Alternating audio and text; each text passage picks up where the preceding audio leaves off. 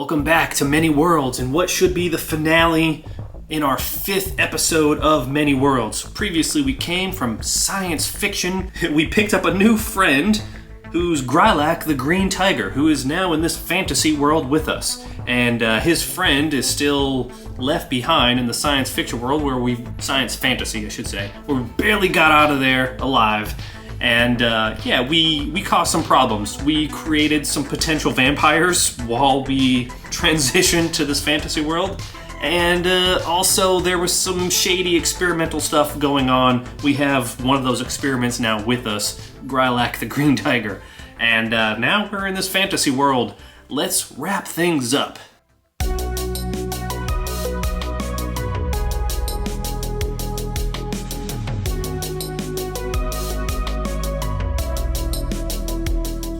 Welcome back to the channel. This is the Sacred Art of Gaming, where we love talking about tabletop games, playing solo games, and talking about mechanics and all kinds of fun stuff.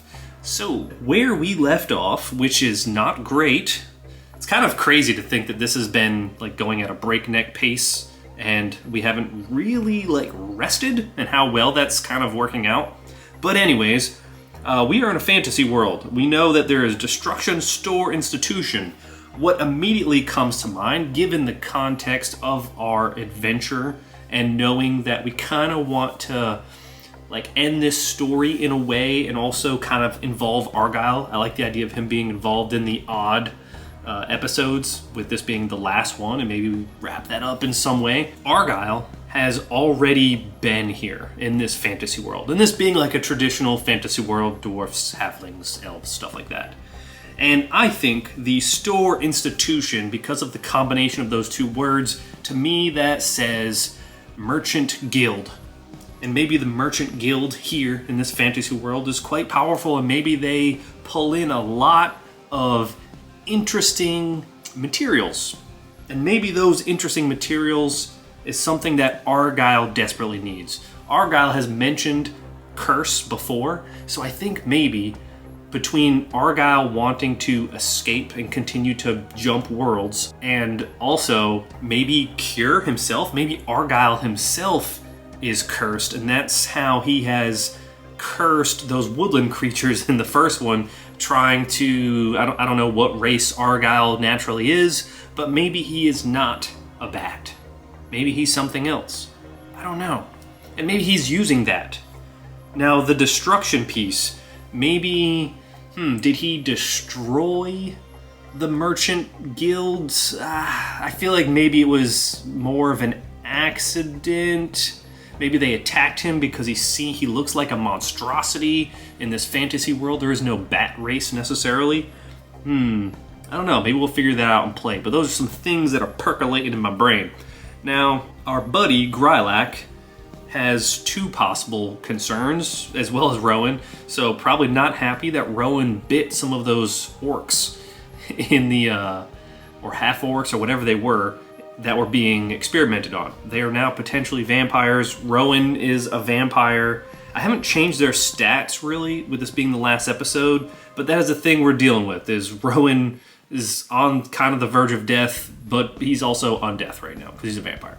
So there's that. But also, Grylak is not happy that Bortan is still in the other world, and that is not good. That is, I assume Bortan is important to him. We did use the term friend, and we used like a male term, so a very important friend to Grylak, maybe someone he grew up with, and we did kind of also hint towards Bortan being weaker. Maybe this is like Grylak always looked after this friend. Maybe this friend is someone that Grylak being the bigger, stronger one who maybe looked out for Bortan, as maybe he got bullied or something, as maybe being a smaller, weaker green tiger creature. Let's jump into play. We're in this fantasy world. We're probably this merchant guild. We want to be close to this situation and this destruction. So this is probably going to be taking place in a fantasy city.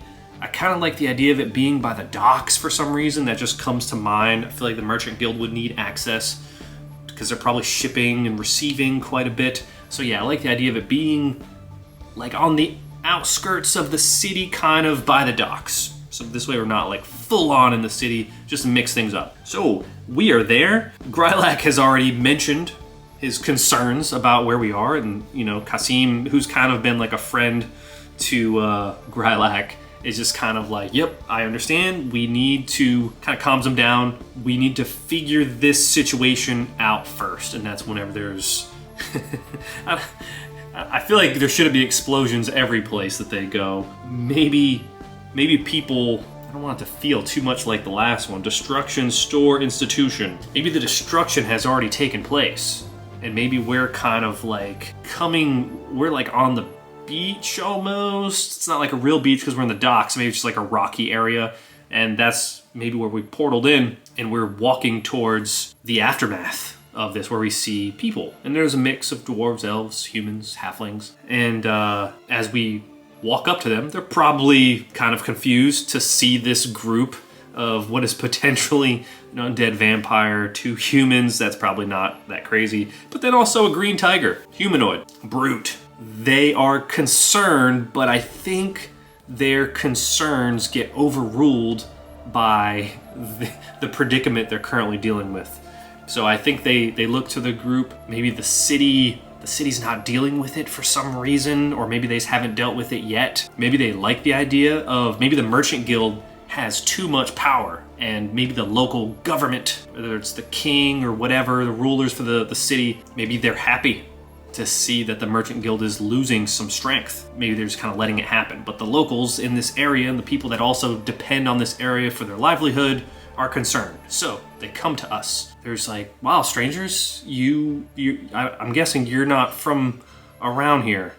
And Ellen addresses them, and she's like, yeah, no, we just got here. We just traveled from the south. Yeah, we're looking for shelter. Don't be alarmed by my friends here. They are also good people, much like yourselves. I have to ask, like, what is going on? Why is everyone seems so down? And they explain the situation. They talk about how a disgusting winged creature has been dealing with the merchant guild in some way. Things have gone south, and maybe, just maybe, not only did some of the major buildings where shipping and receiving for like the ships in the area got destroyed in this, but maybe even some of the members, the workers for the Merchants Guild, people that actually do the heavy lifting and loading, maybe some of them got transformed into these like half animal, half human creatures as he's trying to figure out how to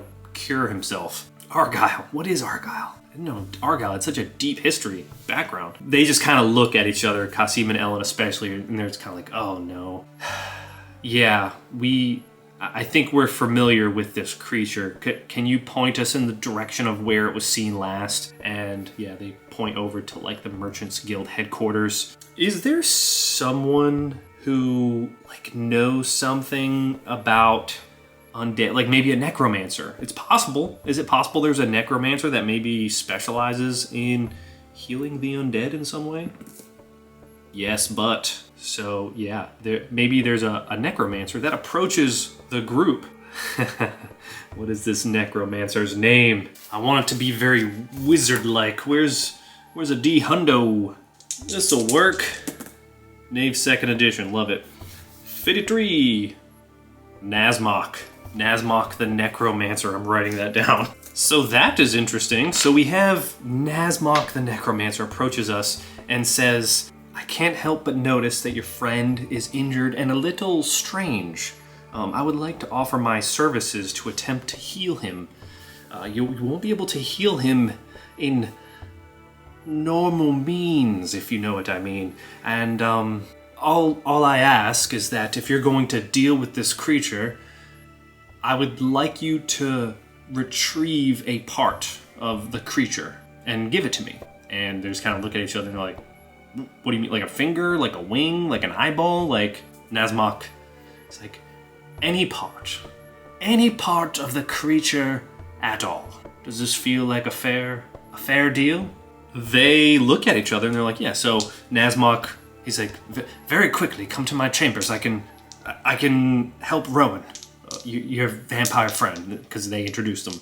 So Nazmok is going. I feel like this is going to be like his specialty. So this is probably going to be a 5.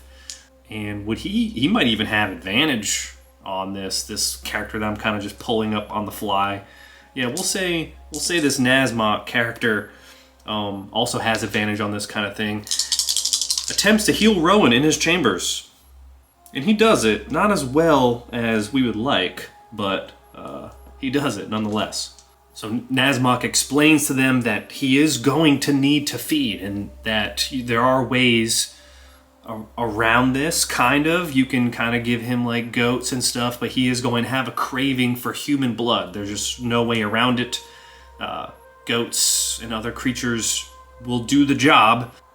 He can resist. It's just going to be very hard. He makes sure that they're aware of that, and they kind of make the deal. Kasim's like, yep, I understand, I agree. Let's do the damn thing. So they head over to the headquarters and they begin investigating, which is Ellen's deal. She's looking around trying to get ideas they've tracked Argyle down before. Can they do it again?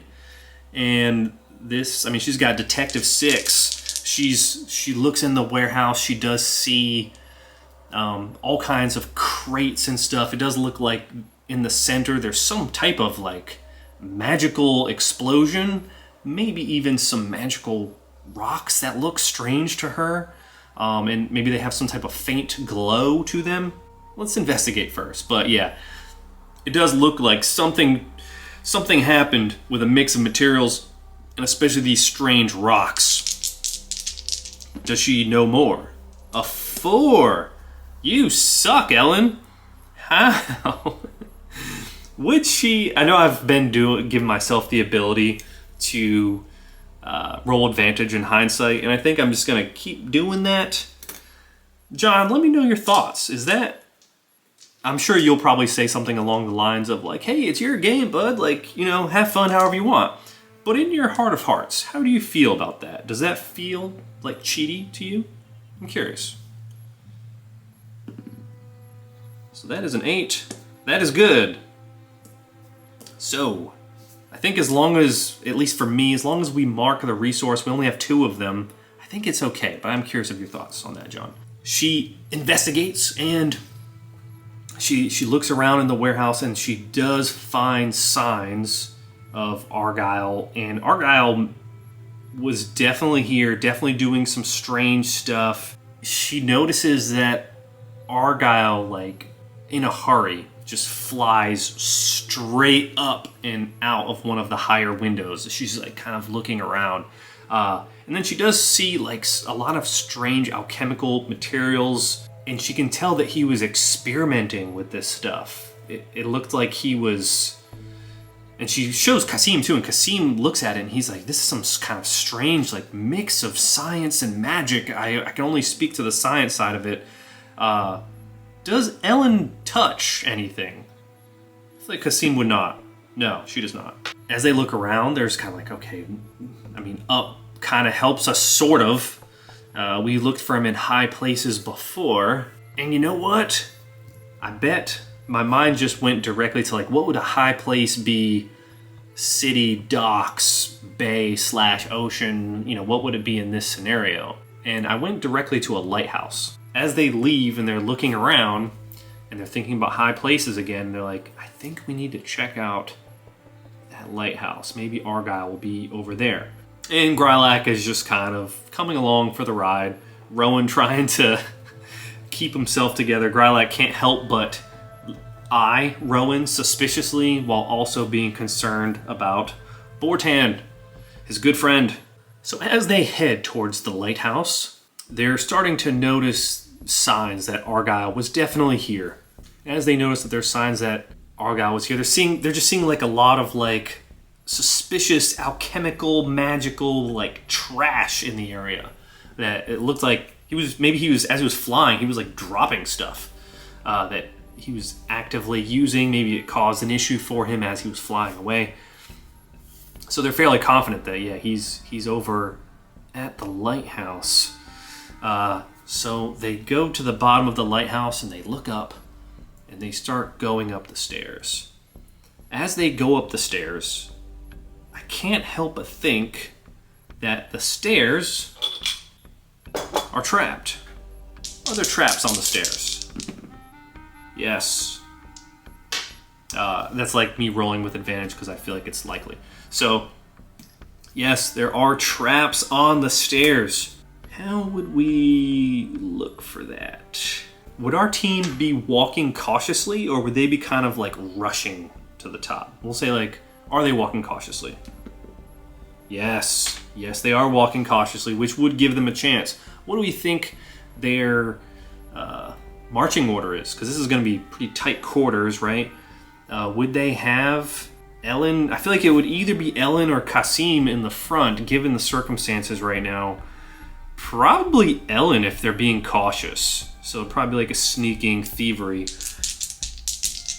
And I think that kind of works with her also like just being very cautious. That's an 8. That is good.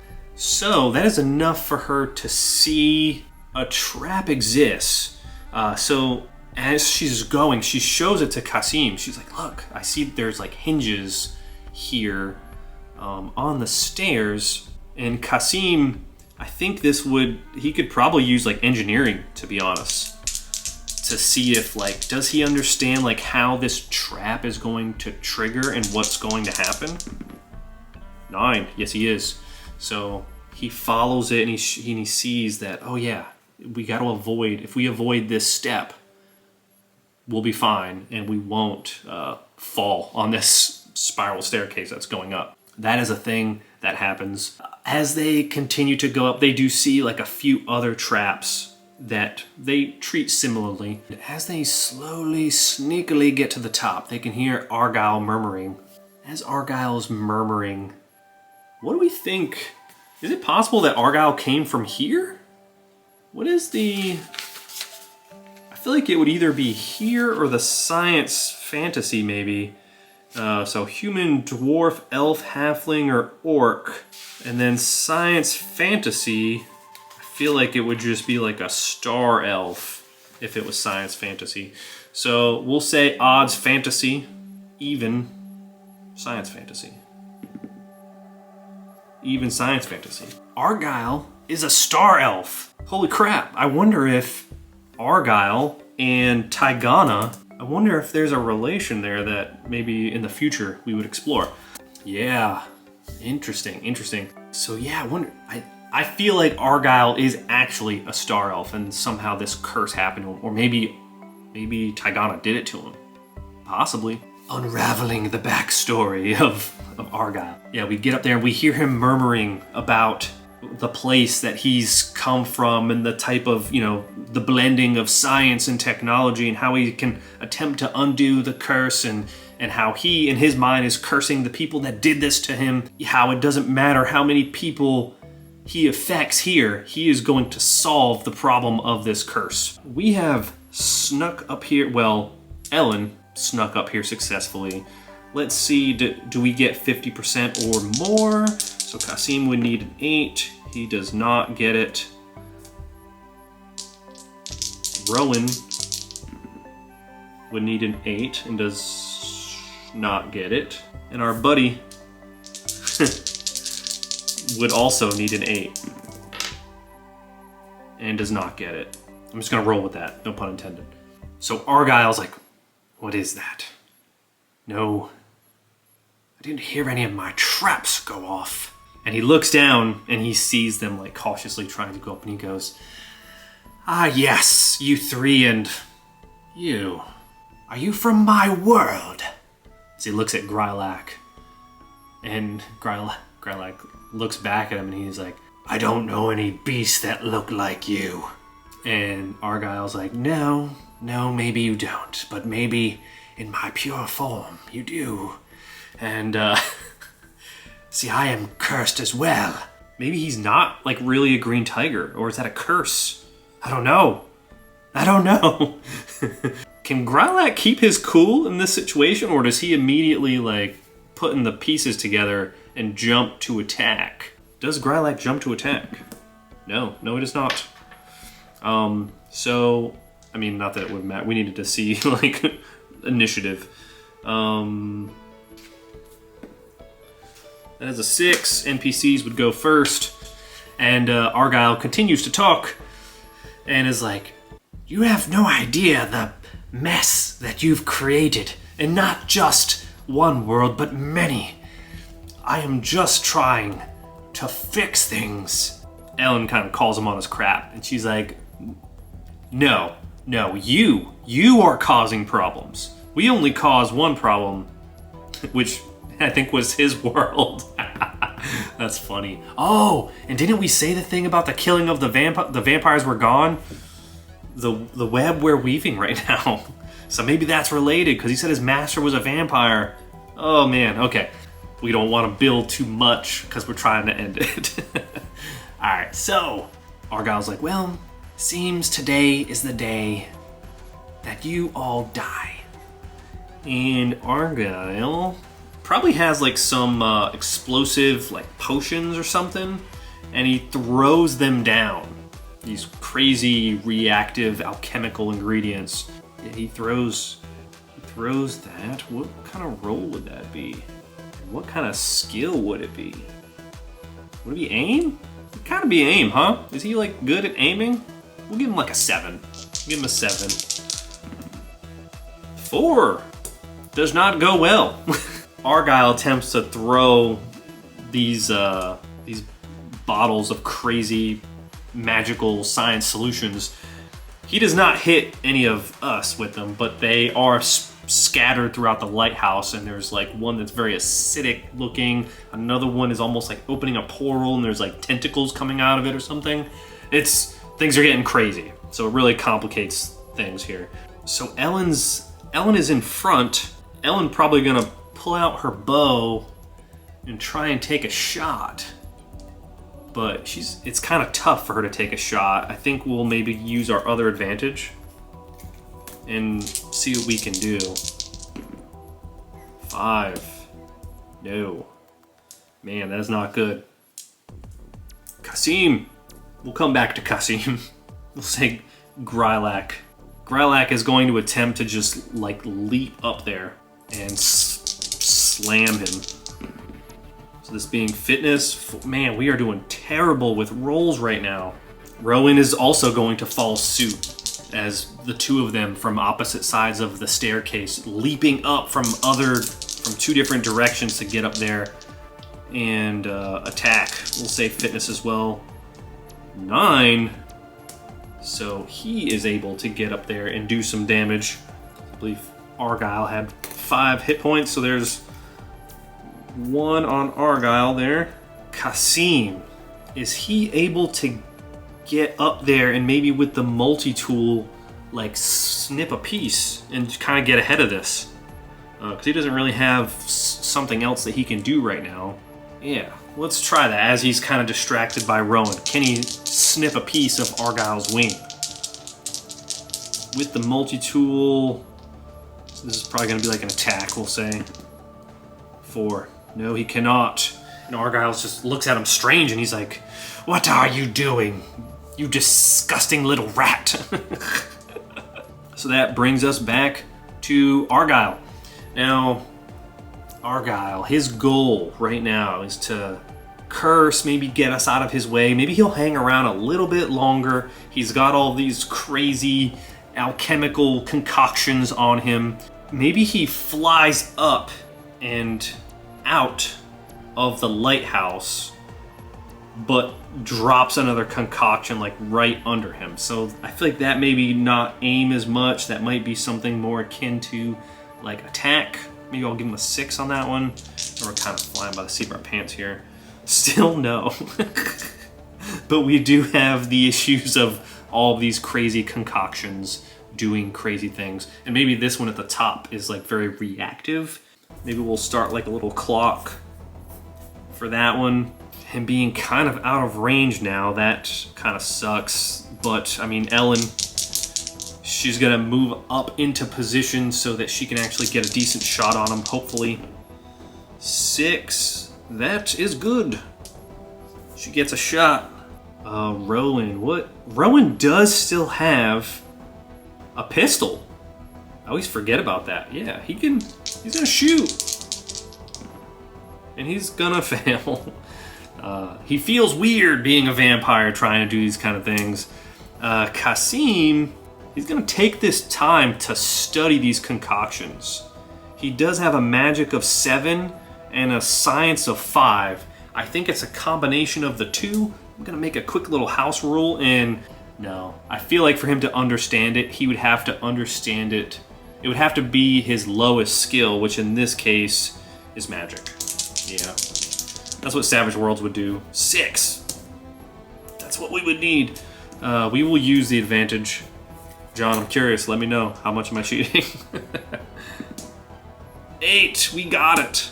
Okay, so as he's taking a moment to understand that Grylac, we'll probably give him advantage in this. I know the brute has advantage in lifting. He's gonna rip a part of the lighthouse.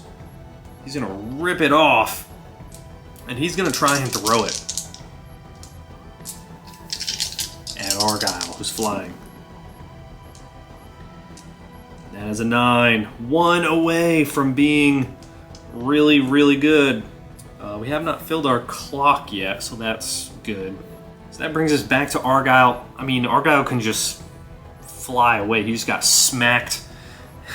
He can fly. So Argyle is just going to take this moment to look at them and... Don't you see you will never stop me? There's nothing in this world or any world that can stop me from becoming who I was meant to be. Even if you all have to die in the process. Especially if you all have to die in the process. And he just kind of... and just flies back and away. And Kasim, he's studying all of these things, and he's like, guys, we really need to get out of here, like, immediately, because, yeah, all of these different concoctions, which are already a problem, they were already very reactive, destructive, they are mixing, and this lighthouse is probably going to explode, implode, or disintegrate, or all of the above. We need to go now. And I think some of the stuff is probably blocking. You figure you got traps on the stairs, you've got these concoctions and the liquids and all this stuff doing crazy things, you've got the portal with the tentacles. It will not be easy. I think the group as a whole, how do we want to handle this? We're gonna keep it light. That's the intent of the game. So probably, I was tempted to do like another graph here, another clock, but I think we'll just do the group roll, but with it being fitness. Grylac being really good at fitness, as all of them are trying to work their way down the lighthouse, down the stairs, some of them jumping from stair to stair to avoid some of this stuff. That's a 10. Hell yes. Great job, Grylac. Kasim, that's an 8. We're good. We got it. Now the good rolls come out. So as they are just rushing down the lighthouse, they do the movie thing where they run out and they just kind of dive as they feel the lighthouse like vibrating. And then in the center of the lighthouse, it just... and the top part of the lighthouse falls onto the bottom part and then starts to crumble and fall over, where we are all trying to get the hell out of there. And the locals, they're obviously very concerned, because now not only the Merchants Guild, but now the Lighthouse really affecting the income of this city. That's going to be a problem and a safety concern for the people on the boats. So as we're running, we're like, did you see it? Did you see the creature fly past? They point in a direction. Where would he have an advantage? I mean, he had a pretty good advantage on the lighthouse. Another place I think he would have an advantage is probably on a ship. Yeah, so maybe he goes to the ships. They point, they go to the docks, they're like, we just saw him fly that way, he landed in the crow's nest or whatever. And they look and they're like, oh god, it's one of the bigger ships. And they're seeing like energy like reverberate from that crow's nest. And they're like, we gotta go now. We gotta get there. As they rush over, Kasim's whole thing is trying to think about like how to get to the next portal. And in this case, maybe he's hoping to use probably not the concoctions that have been thrown, probably something more along the lines of those rocks. And maybe small pieces of those rocks were in or grinded up, but if he can find like a whole piece of the rock, maybe. Those are things that he's thinking as they're rushing over to the ship. Now, this ship is leaving, and that is a problem. We got space rope, as we do. We have space rope. We've been kind of ignoring Rowan vampire situation in the daylight. We'll say they gave Rowan like maybe some type of hood. Maybe the necromancer gave him that. Helps, hopefully. Yeah, we don't really have much. Yeah, we don't have much that's going to help in that regard. I guess for the sake of story, maybe it's just as simple as, do we do another group fitness check and just see if we can like make it, whether we're swimming or jumping. So Grylak, man, he doesn't have the same abilities that the humans do. So yeah, he just has to eat it. That he's missing. He's missing. That's it. 6. Do we use our advantage? I think so, because this is important. Ugh. Ellen. It's kind of dependent on Ellen here. And a crit fail. Oh no! So we're not making it onto the ship, so we need to think of another way, another crazy way for us to get on the ship. As we get there, we realize we're just not going to make it. We look to the locals. Is there any way that we can get to that ship that's taking off, like right now? And we'll say that they allow us to take another ship that's going to leave soon. So we are now on another crew, maybe a merchant ship or something, and we are now coming up on the side of this ship that Argyle is now taking. And as we're looking at it too, it looks like he's doing something where there are monstrosities on the ship. So the people that were on the ship, maybe they're not like fully human anymore. Some of them are transforming into animoids, maybe full or half or some combination. Some of them are just straight up jumping off the ship and heading towards our ship. As we like close in, we'll say as we catch up to them, we don't have any like sailing. We have driving, but that's not really the same. We'll just say for the sake of time, yes, we get within range. Now we have to deal with this crew who, as we try to board, they are obviously fighting back. We'll see who goes first. They go first, and then also, like, how many crew members are we dealing with here? 4. So yeah, there's 4 crazy crew members that are probably like transforming into something similar to Grylak. Yeah, that's gonna be pretty rough. So maybe Argyle even says, "Get the scientists! We need to get the scientists!" So they probably have an attack of 5 as well, and they get it. So that is 1 of the 4. So there's 3 left, we'll say. We'll go back and forth. Grylak wants to defend, and these guys are pretty weak, we'll say. So that is a hit on the one that just hit Kasim. Maybe he just goes up and Spartan kicks him right off the ship. Ah, splashes. Another one goes to attack Kasim and also gets it. Almost a crit, my goodness. Kasim has like his laptop and he's just taking these crazy shots with claws and hooves. Now Rowan is going to attempt to defend our buddy here, Kasim. Nice. All right, so he takes that one out. Another one comes over. We'll say, yeah, keeps going for Kasim. Oh, no. Kasim is down. Dying rules. Make an immediate fitness roll. 5. That is not going to be enough. If successful, you're knocked out. If you failed the roll, you are dying. Make a fitness roll on your subsequent turns. Once you fail, you die. Any successful medicine or bind wounds roll before you die stabilizes you at 0 hit points. No more fitness rolls are made. Oh boy, okay. So someone needs to save him. And all the people that have something that could have helped have already gone. So, boy, Ellen is going to try and take some shots at these creatures with the bow. 7, good. Takes another one down. I believe that leaves one left, which is probably going to try and attack. We'll say 1, 2, 3. So that it'll be Grylak. 6. As another one comes and swipes at Grylak with maybe some type of crazy crab claw or something. Now, fitness roll for Kasim. Make a fitness roll on your subsequent turns. Once you fail, you die. This is big. Oh, an 8. That's exactly what he needs to not die because he doesn't have fitness. Okay, so that gives Rowan an opportunity to bind his wound. 7. Oh, okay, so that stabilizes him. He's at 0 hit points. He's in rough shape, can't do anything really, but at least I think that's the case. But he's not dying anymore.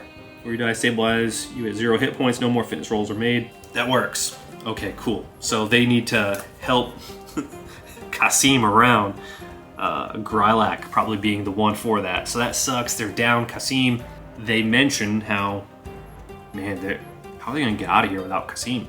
So now they see Argyle, who has probably healed one in the time it took them to get over here. Argyle's probably going to swoop down at them. We're going to swoop down at, well, let's just see. At Rowan. Crit fail. We're not going to do anything too crazy with that, but he just kind of swoops down. Maybe as the crit fail, the concoction actually like affects, like one of them breaks on him and is affecting him slightly. No mechanical effect for that. So Rowan did go this round. Kasim went technically. Ellen is going to shoot at Argyle and does it. Our buddy Grylak is gonna try and lift up Argyle or jump and slam him down. But keep in mind, we are 2 boats next to each other and like in the water. 6, which is exactly what he needed. So yeah, he jumps up, slams him down. Does he land on the boat or on the water? Does he land on a boat? No, but maybe he lands on, doesn't land on a boat, but maybe there's like cargo and stuff that's floating around. Maybe they, as he slams him, there's cargo nearby. They're not just like straight up. So he splashes him into the cargo as the damage, and now they're both in the water, Argyle, Grylak. Oh boy. This is kind of good though. I think that makes it harder for him to swim away. And maybe they must have like a little moment here as they're talking to each other. Argyle probably unveils to him, you disgusting creature. Everything that all of my studies was to build something like you. And I regret getting as involved as I did because now I look as terrible as you do. You disgust me. You freak. You're a freak. Do you hear me? You're a disgusting freak. Argyle, technically his turn here. What would Argyle do? Because, I mean, they're in a tough spot. Didn't he have a staff at some point? Maybe blast him with a staff. Say that's like a 6. He gets it.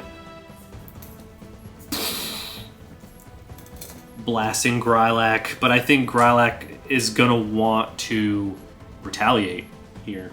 Because he's in the water, is this like disadvantage because he's a big boy? Probably. Still gets it. So even with that, Grylak, as Argyle's maybe on like a like floating debris, and Grylak's like kind of big and heavy, and he's kind of making it very wobbly for Argyle as he's like trying to dry off so that he can swim away. And right before he can swim away, Grylak is able to reach up and grab Argyle's leg. And when he grabs Argyle's leg, he pulls him into the water so fast, his wings just...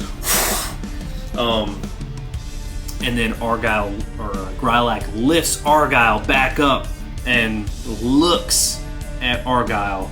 Grylak just looks, his claws are like in Argyle's like head, and he just says, "Look at the monster that you have made." I don't know if this is too graphic, but I feel like he just rips Argyle's head off. Grylak's a big, beefy boy. He's a brute, and I think that's how he finishes him here. He rips his head off, and then I think he throws it onto the boat, and it just kind of... When it gets on the boat, does it transform into a star elf, or is it still a bat? Yes, it does. It transforms back into a star elf head, which is very interesting. So yeah, all of this is done. Kasim is obviously an issue, and because he can't do much. Kasim does mention like the rocks to the team, and they go back. They bring the head to the necromancer, and the necromancer's like, "Oh well, you have certainly outdone yourself here. A whole head for the bat creature, which is now oddly elf-like." Maybe we'll say the necromancer's also an elf. Oddly elf-like, very peculiar, but something is different. Well, thank you. And he kind of puts it on a little altar. He's like, "Well, you have upheld your end of the bargain, and I appreciate that." I may be mixing accents. I'm sorry, I already forgot what Nosmac's accent was. He lets them know, "I would like to help you in any way that I possibly can." Ellen asks him about the, obviously continuing to help with their vampire friend, but maybe more importantly, these strange rocks. Her friend here thinks that that's gonna help get them home. Nazmak is like, "Oh, I'm so sorry, you must not have heard. Everything that the Merchant Guild has been destroyed based off of all of these strange concoctions that our friend here," and he kind of gestures to the head, maybe even like rubs its hair a little bit. "He destroyed just about everything.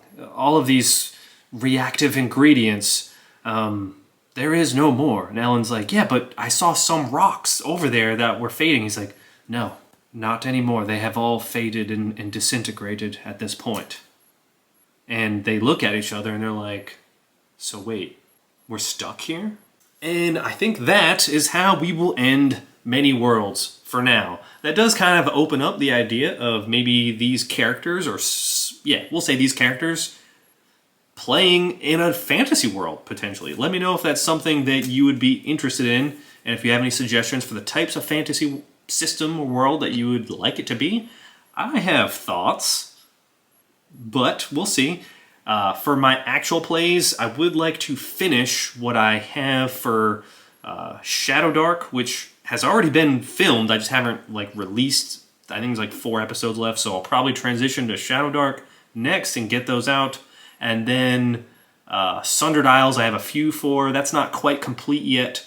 So yeah, we'll see how it goes. And for Many Worlds, it is not goodbye. It is just see you later, because I love me some Many Worlds, even if I'm not playing it on camera. So let me know your thoughts. Hope you enjoyed this. And yeah, where are we playing next? And while we're at it, let me know your interest for those other games that I mentioned too.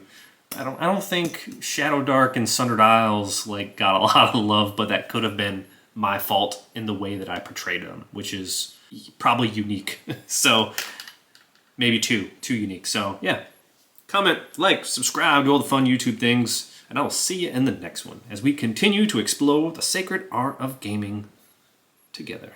And there's affiliate links down below if that's your jam. I never mentioned that. I'm sorry. I'm terrible at self-promotion. See ya!